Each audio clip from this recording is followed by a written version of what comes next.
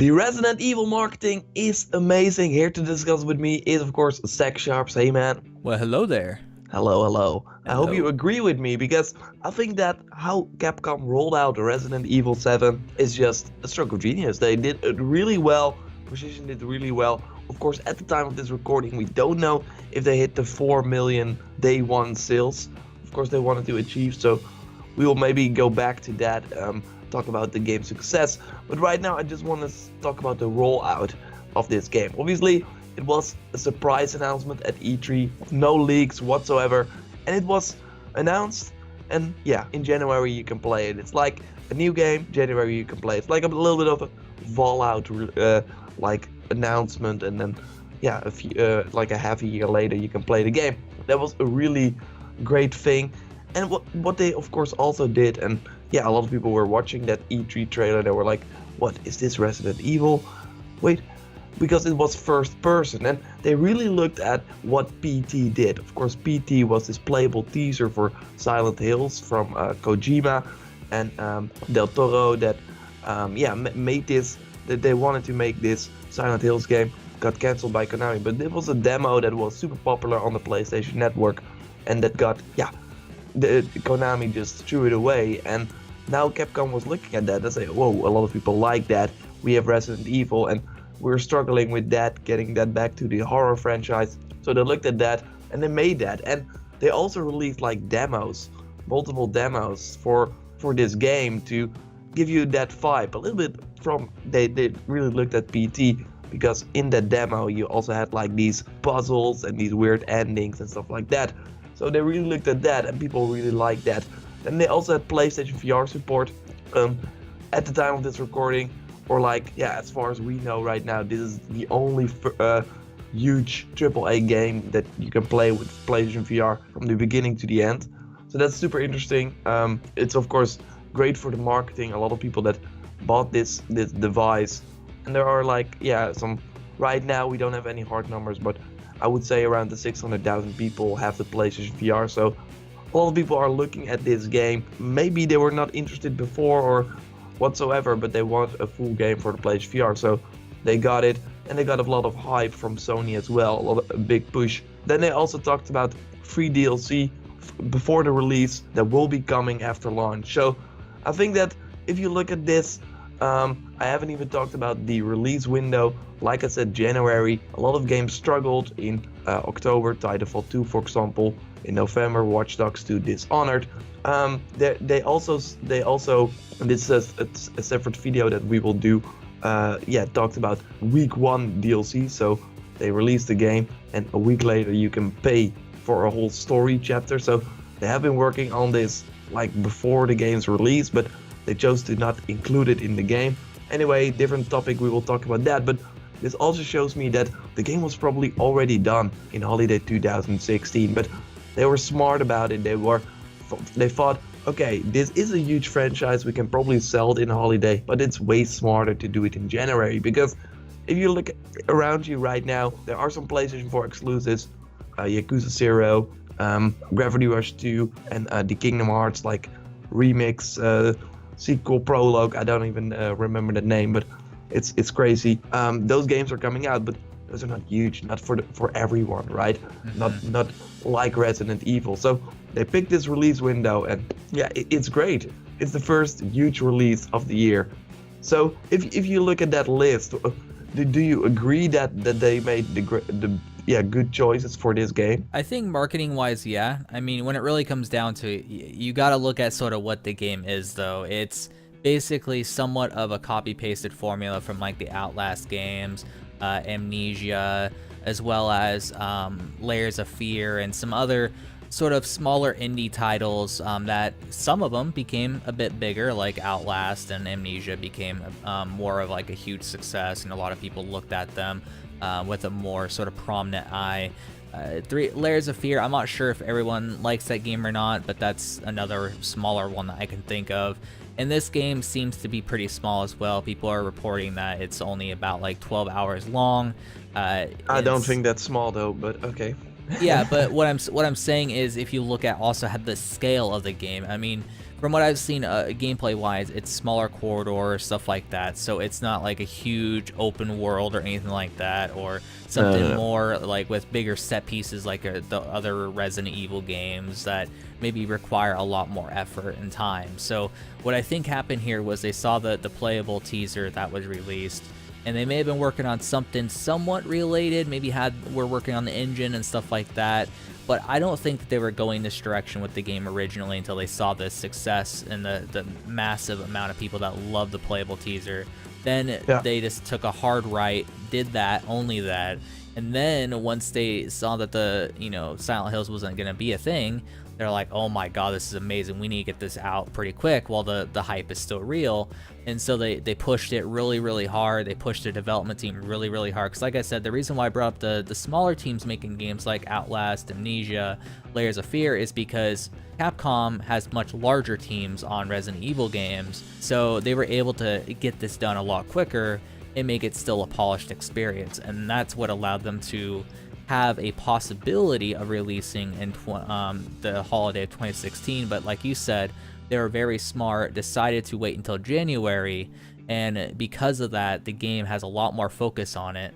It has a lot less costs in terms of advertising. I've seen a couple trailers for it already pop up here and there, and so they're able to push the it's all for advertising themselves. they have the focus completely on them, which just allows the game to really take off and become a big behemoth once again, even though the game, unless maybe there's some random stuff in it, doesn't even at all like care to the Resident Evil universe. Like, I haven't really seen a lot of references to it. There's not really zombies or like really deformed monster type things like what you would expect from a Resident Evil game.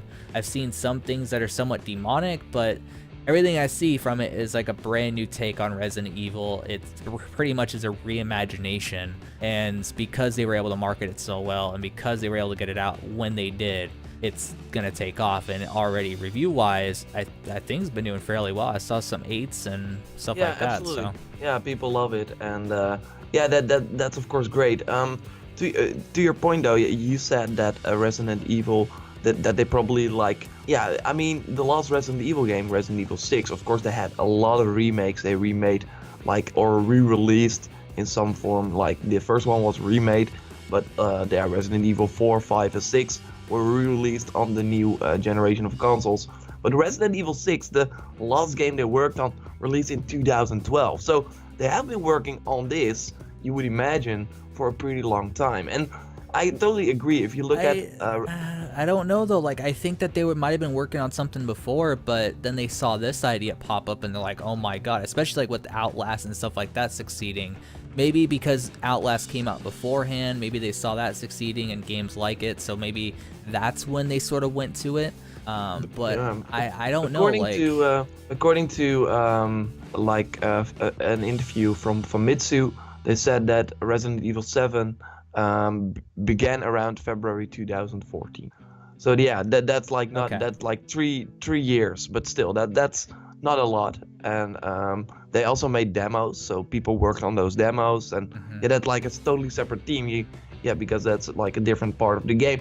But what I really also think is smart, because of course if you look at Resident Evil 7 and you see that the demos were a lot like PT, while the real game also had weapons and stuff like that, and not a lot of these crazy puzzles where you have to look it up on the internet, otherwise you simply can't continue. So in the full game form, it's like the demos were made by like sort of different people, and that really copied PT. So that's why I also think the marketing was really smart, because a lot of people thought that this was going to be a little bit like what the Silent Hills game could be.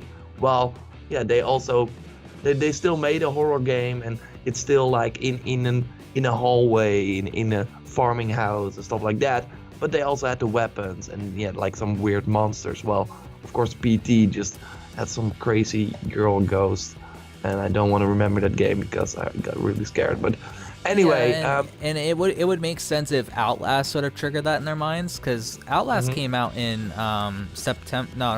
February of 2014, on the PlayStation 4, so that's sort of maybe when it started taking off a lot. But before then, it was also on Windows in 2013, September 4th, 2013.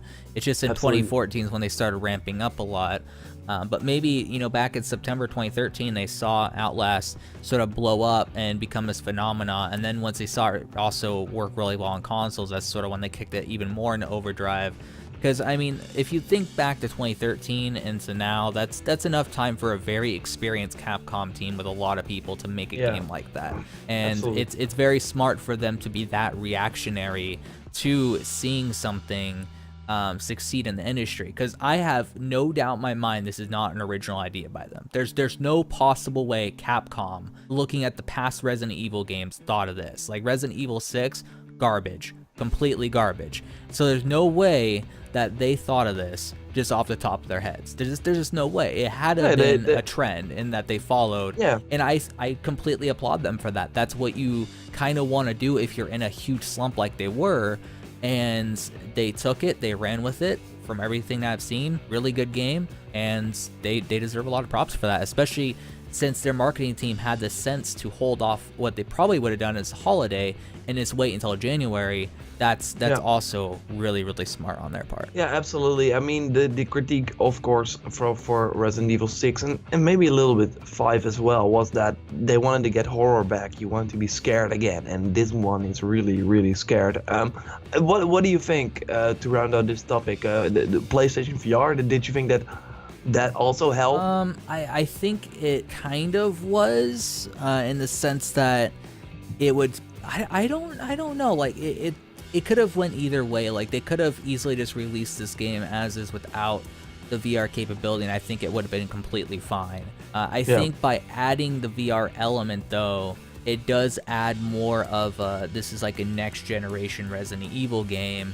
And because of all the videos that they did with the people wearing the VR headsets freaking out with this thing, and all the promotion they did around that for a little bit on YouTube, that allowed it to gain even more momentum a little bit. And then even though I've seen a lot of people just playing it without VR headsets, it does make you sort of wonder if people have thought to buy a VR headset just for this game. But at the same sort of point, what else is there on PlayStation VR to really entice them to see the vision of that particular platform? So I think it was kind of smart because it's not really that difficult to add that feature into the game because it's already first-person camera. They just have to optimize it really well to make it work with the PlayStation VR headset. But other than that, not really a huge deal. They were already developing a PC version, so they already had to scale the performance really well for low-end PC hardware. So yeah, I mean, I think it was smart, just because it just added another reason why it's sort of the next generation Resident Evil game, and it maybe enticed more people to possibly try it because they saw their favorite YouTuber with a VR headset on sort of freaking out over the demo. So Yeah, exactly. Yeah, I totally agree. And there are not a lot of horror games in VR right now. So yeah, I mean, it's super smart, and this is also like a franchise that works really well in VR, I think, because it gets even worse, like so scary. So totally. You don't like horror games at all. No, I don't like horror games at all, and let alone in VR. So I will never do that. I even thought like Until Dawn, and you probably know that game. But it's not like a super scary game. But I like totally freaked out. Yeah, I love it. Anyway. It's so good. Anyway, thanks a lot, Zach, for discussing this with me. So Resident Evil, amazing marketing. Let me know in the comments down below if you agree. Zach, we will also discuss the DLC. I still don't know if we will put it up like earlier. So I will first put up the DLC video or this one. But yeah, you will see it on the channel. So anyway, thanks a lot for watching. Like the video if you did, subscribe for way more gaming theories. And thanks again, Zach. Goodbye. Goodbye.